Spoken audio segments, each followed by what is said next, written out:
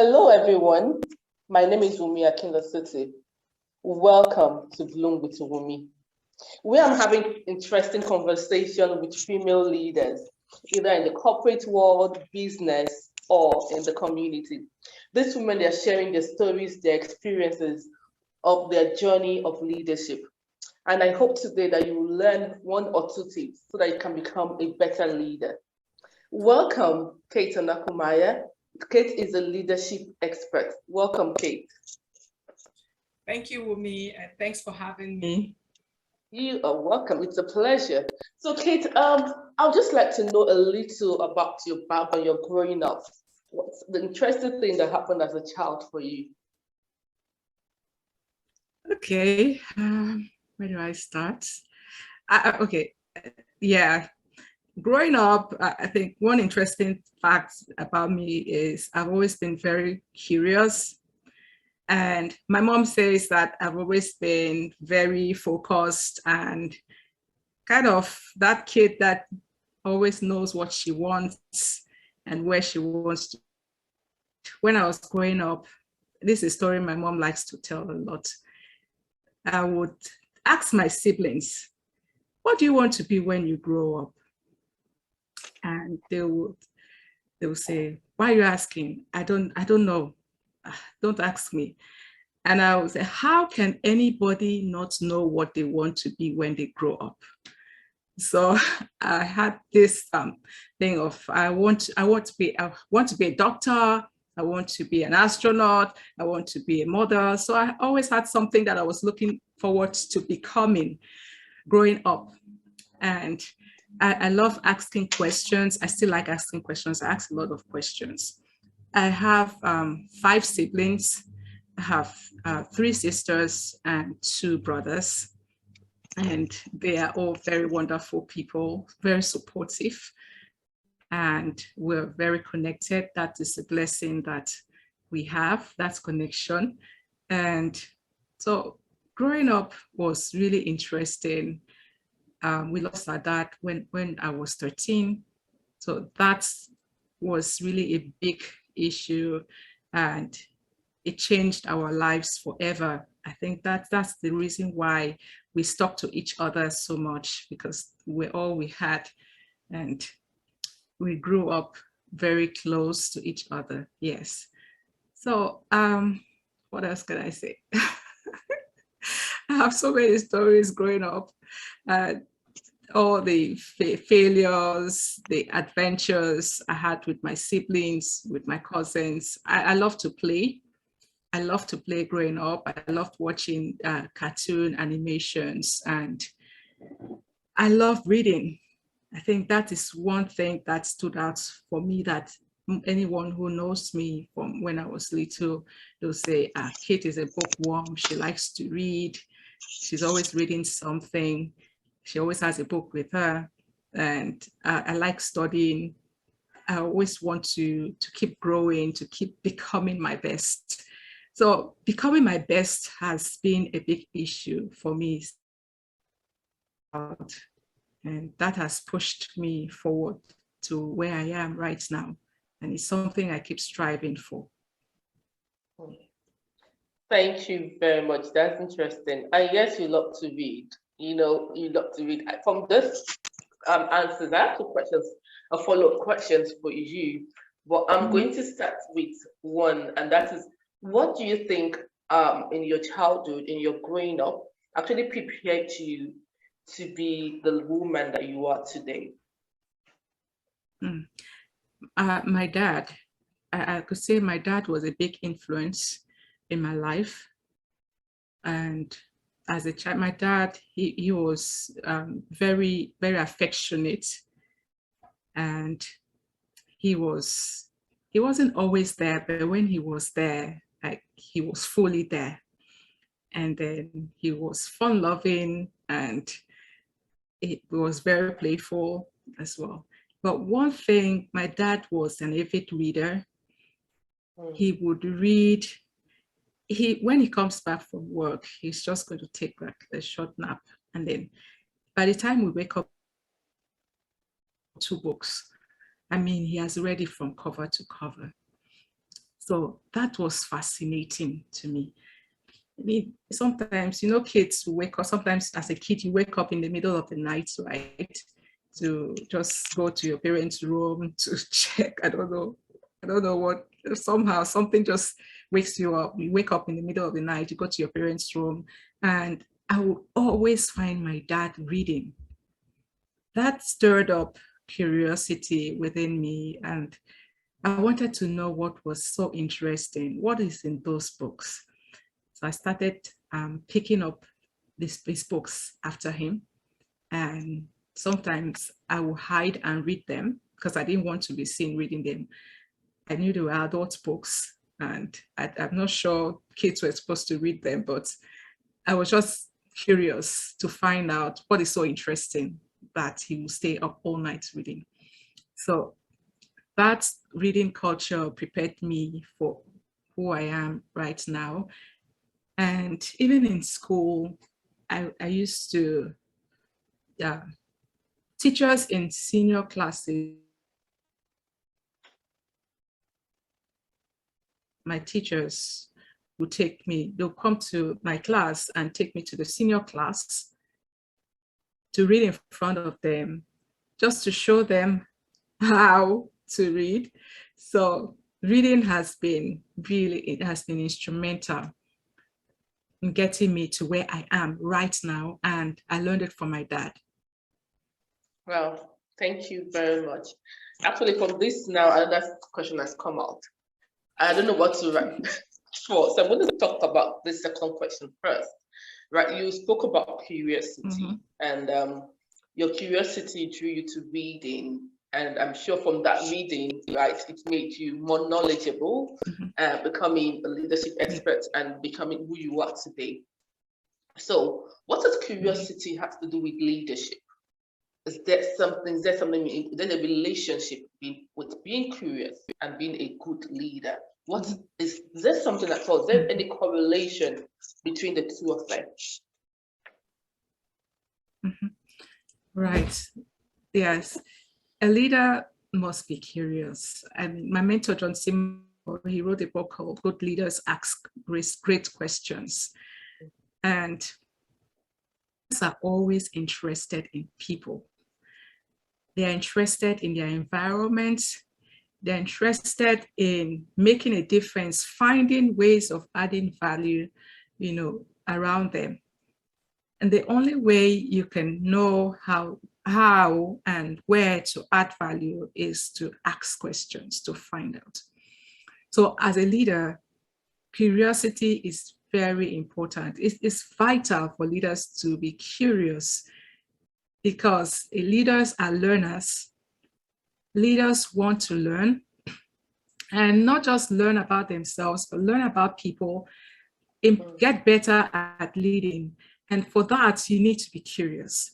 And curiosity, not just for the sake of curiosity, but curiosity for the sake of really adding value to people, the right kind of value, and connecting better with people, getting the right feedback.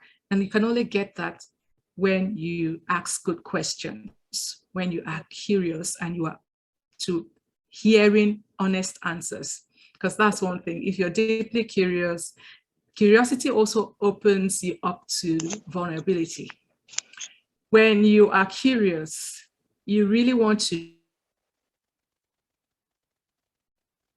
you're asking why in a genuine way, and you're letting people know that, look, as a leader, I don't know everything.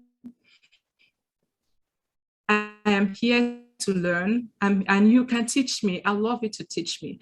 So that is key. Curiosity leads to vulnerability, and vulnerability leads to connection, and connection leads to greater influence for leaders. Wow. Curiosity leads to vulnerability. Vulnerability leads to what? Connection. Connection. Yes, connection leads to greater influence. Greater influence. Wow. Wow, this is beautiful. I like further curiosity leads to vulnerability.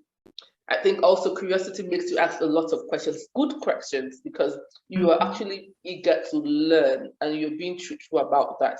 So curiosity leads to vulnerability. You're vulnerable, you're being there open and asking the right questions. And that makes you to be connected. People are connected to you because they see that, they see your openness, they see your heart, they see you being vulnerable and being authentic actually to them and wanting to learn. And connection is a very vital tool or skill or quality for influence with people. Yeah. For it to be able to influence me, you have to connect with them. I just remember, it reminds me of the talk I had with a group here in Abu Dhabi and talking about connection and influence. I'll be able to influence people. So that is wonderful. So ladies, viewers, not only ladies, if you don't get anything from here today, just remember, curiosity will lead to vulnerability. Vulnerability is going to lead to connecting, and connection will lead you to having greater influence with people. Well, thank you very much for that, Kate. And so, you know, one thing about curiosity with me that I'd love to add is, you know, most often people, they shy from being curious. They have questions, but they don't ask the questions because they think, okay, this question can be a stupid question. Maybe I should know the answer to this question. So that's where vulnerability comes in, being ready to be stupid, and to be perceived as stupid because you don't know. But it's okay. It's okay because as long as you're going to get the answers that you're looking for. Yeah, so openness to asking questions, no matter the questions. When you have an inkling of doubt about a subject, about something, about someone, ask the question. Leaders ask questions, so you ask the question. Sometimes there's this myth or this false belief that leaders should have all the answers. It's not true. Yeah. It's not true that all leaders should have all the answers. Not at all. Yeah. You just need to ask the questions, and thank you very much for adding that to it. There's also some leaders they make it look like they have all the answers. They want people to think that they have all the answers, but they end up making so many mistakes. You know, sometimes your people know that they know you don't have the answer, and they're watching you. They're watching you. They're waiting for you to ask the question, and then you don't ask the question, and you look even more.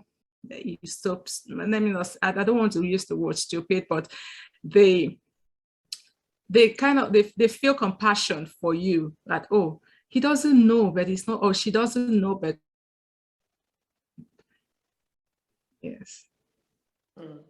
They know you don't know, so ask the question.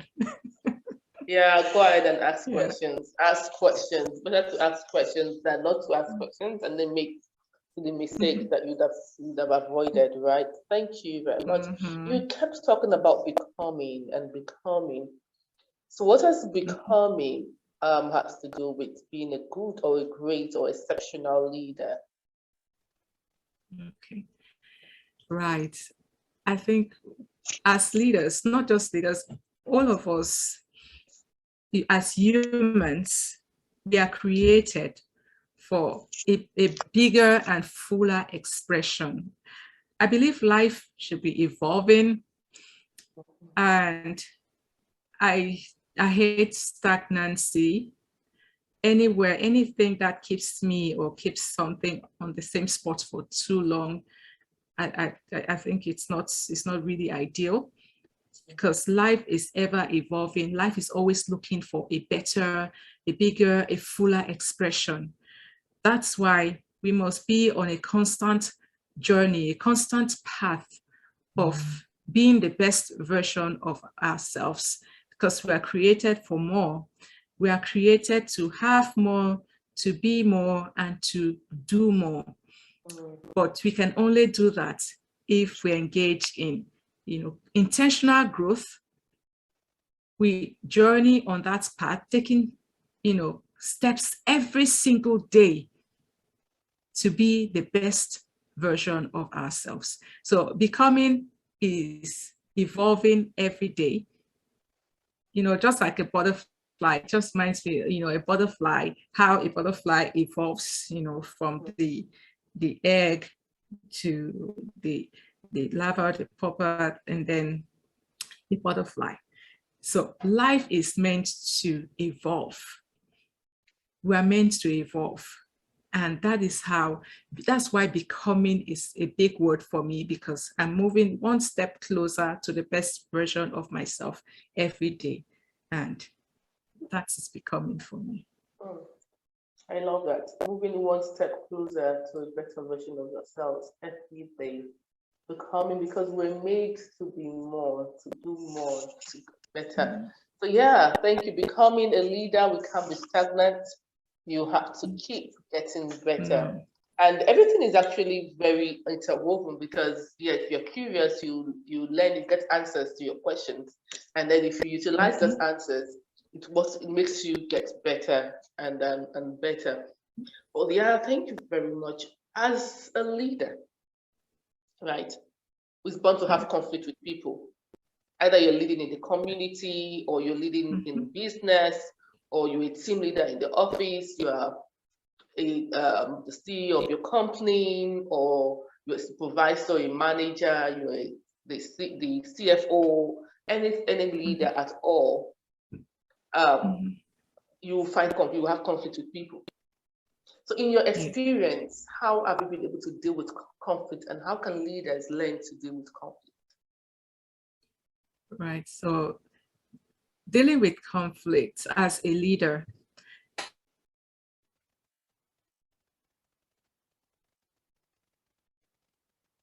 you have influence with your people already. Things I would love You've connected with. So you can talk about dealing with conflicts. I think I've lost you again. Okay. Back. Yeah, so yeah. Right. Dealing with conflicts, yeah. Okay, so dealing with conflicts, I think that was what you wanted to know. So as a leader, the first step in dealing with conflicts is to know that the conflict starts in the mind. Conflicts, it always begins in the mind. So how you think, feel about your people is very important. As a leader, I believe the best of people. I mean, sometimes my husband says I am too trusting, but I believe the best in people, and I give my best to people. So when we deal with conflicts, check your mindset, what's going on in your mind about that person, about that situation, and then check your feelings, your thoughts. If it's not positive, your thoughts are not positive, you're not feeling positively, just give yourself some time before you handle that situation. And when you're able to, to filter your thoughts, your emotions, then you can initiate dialogue, communication with the people concerned. And I believe in communicating, expressing ourselves when there is conflict. A friend called me yesterday, and we're talking about something along these lines. And I told her the best way to resolve a conflict is to engage in dialogue. Don't declare war before pursuing peace. Pursue peace before declaring war. So if peace is not possible, then we settle it at war, or we go to courts, right? But we must always seek peace with everyone before conflict. So let peace be at the top of your mind. That look, I want peace, I want calm, I want a better relationship. And I just want to continue influencing and impacting lives and adding value to lives, especially the people around me.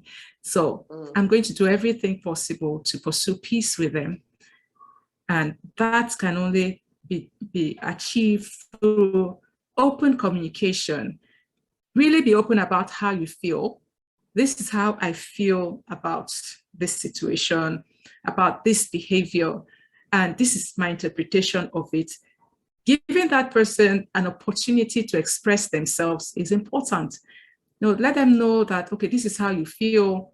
This is what you think about the situation, not them, because it's important. I've come to realize that if you start talking about them, this is how I feel about you, this is how I feel about what you did, you've messed up. No, first of all, focus on yourself. This is me. This is how I feel about the situation. This is how I think about the situation, about what happened, about this behavior. I may be wrong. I just need you to explain, to just help me see better and do better. So if there's anything we need to work on, I'm here to help you. Let's work on it. Let's work on this, on the situation, on the behavior, so that we can have a positive outcome and make it a win-win for you, for me, and for the organization. So it's not about you, it's not about me, it's about us finding common ground. One of my mentors says something. He says, in every situation of argument, the other person is always 10% right, 10% correct. So find out the 10%, that is right, and then that's right with them, and what they are saying, and focus on that first. And I also heard John Maxwell say, he said there's this relationship rule in one of his books, Relationship 101, I think. Yes, Relationship 101. And he says the 101, it's a 101% rule, 101% rule. And that rule says, find the 1% you agree on and give it 100% of your time. When there is conflict, find that 1%, that's John Maxwell's perspective, find that 1% you agree on and give it 100% of your time and effort and communication. And I think that works in marriages as well, not just in the corporate world, in organizations, but in our personal relationships, in marriages, when we have arguments with our spouses. Imagine if we can just find the 1% that we agree on and then focus on that 100%.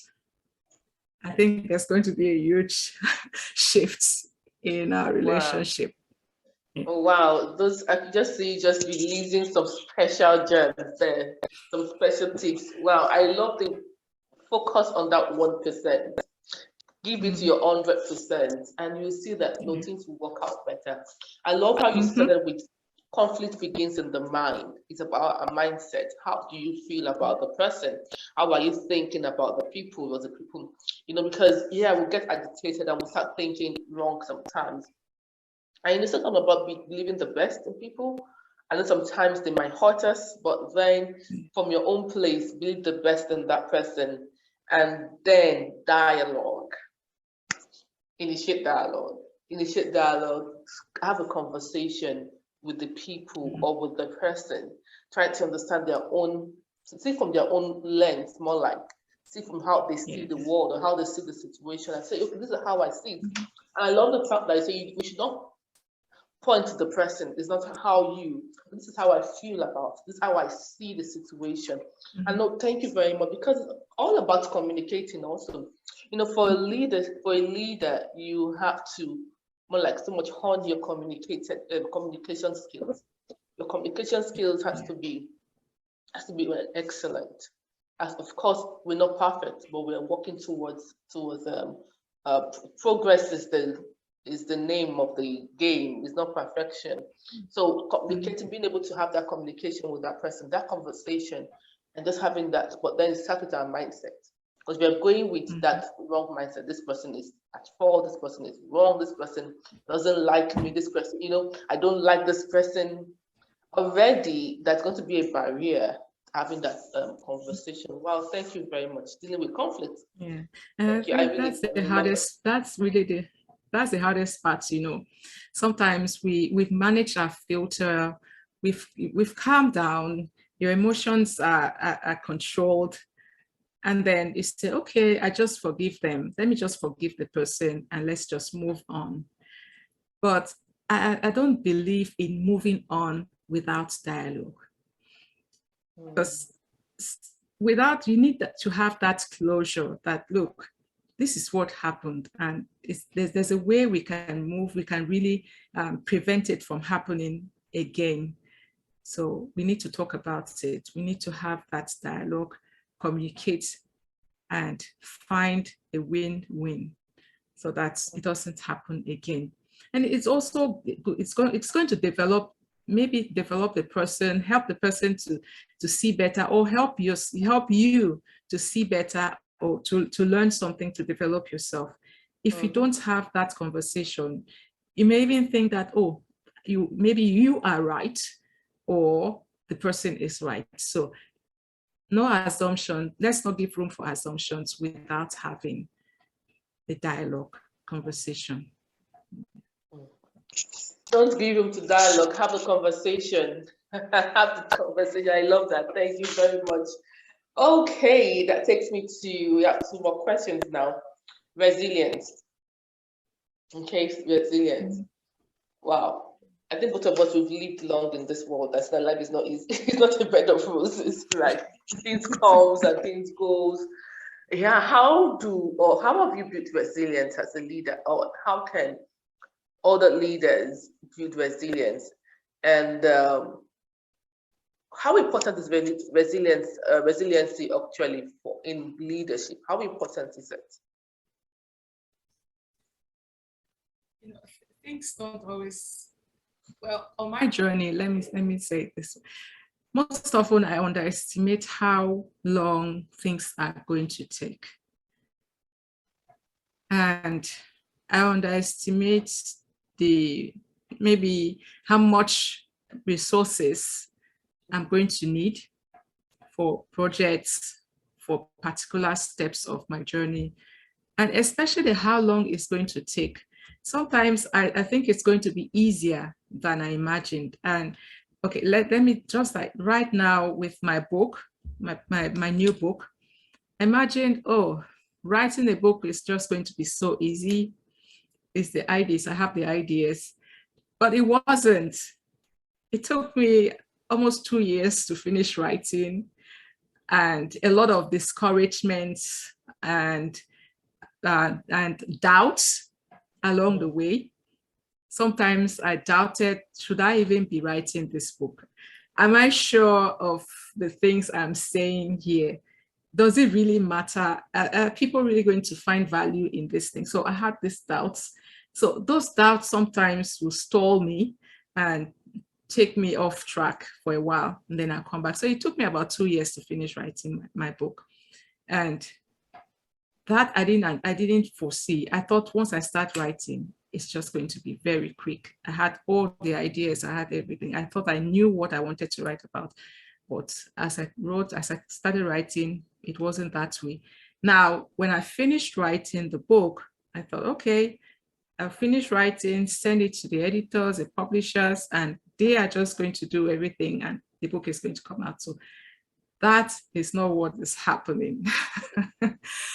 I have to go through a lot of learning, growing at this point of publishing the book. And the only way I've been able to scale through this is by accountability. I have accountability partners, and I have a specific accountability partner for this book who kept pushing me when he saw that, look, you're stalling, something is happening. He'll prompt me, what's happening, Kate? You're supposed to have finished this step. What's going on? So those prompts helped me to deal with, those setbacks at that time. And they helped me to be resilient and to keep going in spite of the discouragement, in spite of the miscalculations that I made, the doubts. And this person also believed in me. He kept saying, Kate, you have so many other books that are waiting to come out, but this one has to go out first. And I said, oh, why does he believe so much in me? How does he even know I have so many other books? So resilience is key for leaders because the journey is hard. The journey is full of miscalculations. So it can be lonely sometimes. I'm sure we've heard this saying, it can be lonely at the top, you know, but my mentor says, if it's lonely at the top, you're not doing something right. Which I agree with him. If it's lonely at the top, that means you're not doing something right. Or maybe you're trying to do everything by yourself. Okay, so now it can be lonely, it can be discouraging, you're filled with doubts, fears coming sometimes. And then your mindset you need to keep shifting your mindset, you know, as you go along the path. That's why resilience is key for leaders, because you have to, you know, scale through all these challenges on your journey and still keep leading. Mm. And sometimes you even get tired of leading. To be like, okay, why am I trying so hard? I mean, people are not following. Am I really the one that is supposed to be leading this team, this organization at this time? You know, those questions come in and you have to shift your mindset. You need to understand, okay, why am I doing what I'm doing? Why did I start in the first place? So I think a key to, I won't say to overcoming, yeah, do you really overcome? No, the key to really walking with resilience is, one, to have accountability, and two, to have mentors. You need mentors, you need people who believe in you. Mm-hmm. And those people, they keep breathing their belief in you when your belief in yourself is low, until you're able to step up in self-belief. And you also need coaches along the way, because coaches will help you to build your potential, to unleash your potential. And then as you keep moving, it gets easier. It doesn't get less harder, you know, but it gets easier and more fulfilling, even with the hardship. I think resilience is just being in that space of fulfillment, of purpose, of, you know, becoming, in spite of the hardships, in spite of the miscalculations, in spite of the doubts and fears. Yeah. Well, in spite of the doubts and fears, in spite of the miscalculation, in spite of the days when you feel like giving up, because those days will come, and sometimes they come, that many of them. Yeah. But the resilience is pushing through, not giving up. Just only say, I'm going to do this. Yeah. And I think that's why also we need community. You need a support. You need support system, people that believe in you, and people that also share your. That's always there to just like encourage you to go on. That's why community is huge, right? Mm-hmm. Well, thank you for sharing that. Mm-hmm. I also like one thing that you said, that okay, about people that believe in you. I would say also sometimes you have to borrow other people's belief in you, because some days you don't even believe in yourself. So you have to borrow somebody else's belief and like take that belief for yourself. When in those days when you just like, you don't even feel like, you know, you can go on, you don't feel like you have the capability or the capacity even, you know, to take that next step and just to continue. But then when you borrow people's belief or somebody else's belief, it can help you right down the road. Yeah, and then we spoke a lot about learning, and which talks about curiosity, asking questions, learning and becoming better, which for me can also go into growth. And I know you mentioned writing a book. Can you tell us about the book and about growing as a leader, and why it's important for a leader to grow? Oh, good. So my book is titled The Growing Life. 10 key, in it, I talk about 10 key principles for creating a life of intentional growth and staying the path.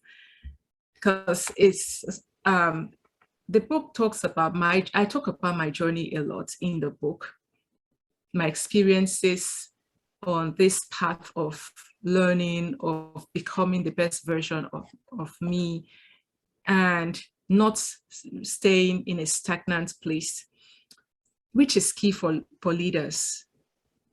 leaders need to fight a fixed mindset. You need to do everything you can to fight that fixed mindset and continue growing. That mindset of this is how I have always done it, and this is the process.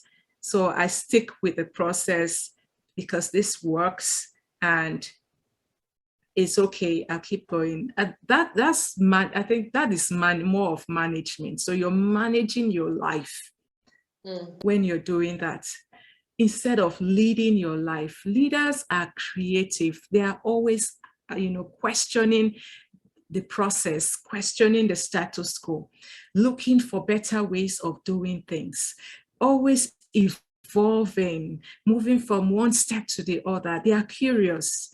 So in my book, I talk about all this, how you need to own your growth as a leader. Take ownership of your growth because it is personal, and stay on that path. I love what you said about borrowing belief, Wunmi, because that's also in the book. I also talk, in fact, just almost exactly, I talk about borrowing belief from my mentors and from people around me, because there are times on my journey too that I have had to borrow belief from my mentor. And sometimes just the phrase, Kate, I believe in you, was enough to propel me to my next level.